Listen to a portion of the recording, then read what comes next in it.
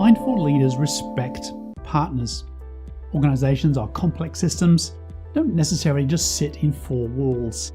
If we only think of our organization in terms of those employed by us, then we are limiting our scope. The whole idea of organizations being a linear, contained entity is rapidly being dissolved. Contractors, micro-contractors, broad-ranging stakeholders, globalization, hyper-connectivity, and the digital revolution are all causing our organizations to be less distinct. Those that are embracing a multi-stakeholder view are doing well. If we don't have this perspective and focus on the short term, then whilst we may get some initial gain in the long term or even in the medium term, we are isolating ourselves, limiting relationship, and arguably diluting possible competitive advantage. Certainly in the longer term, relationships and partnerships with multiple stakeholders is the only sustainable model. If we are mindful to respect partners, then this becomes reciprocal. Those we partner with, even in the broader context, begin to respect us. This may result in increasing sustainability, greater protection in the downtimes, and almost always a better long-term outcome.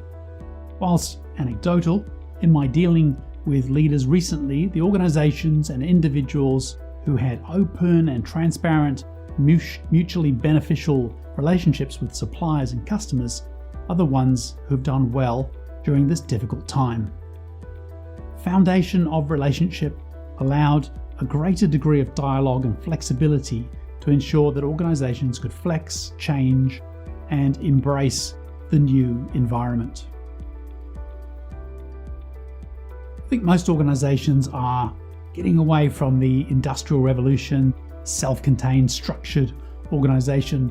If you look at what has happened to how you make a movie, you get an idea of what has happened and is happening and will continue to happen. Companies like Goldwyn Mayer and other large movie-making organizations used to own their own acreage, complete with actors, movie stages, sets, and even their own orchestras. They literally owned everything they needed to make a movie. Now the model has become small, agile group of experts collaborating on a movie and then hiring in contractors, actors, editors, experts, people with good reputations and capabilities to be able to deliver a great outcome.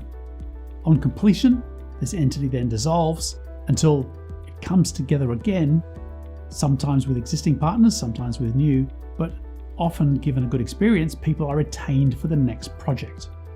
Whilst we still have a lot of structured organizations and will continue to for some time, I think all sectors are on their journey on this continuum to one degree or another. At the core of making this successful is being a mindful leader, respecting our partners regardless of the capacity in which we partner with them. The old days of supplier bashing for the lowest possible cost may not be the best course of action given a more dynamic environment. Personally, I've always found that partnering with suppliers and building mutual respect has garnered a better outcome, more loyalty, greater innovation, and commercial success. I think we will begin to talk about organizations less with an industrial, straight lines, geometric kind of language. The language of the organization in the future will be much more organic in nature, more about ecosystems and symbiosis rather than triangles of hierarchy and 2x2 matrices. About working together in mutual respect, understanding each other's priorities, and serving a broad range of stakeholders for a balanced, sustainable outcome.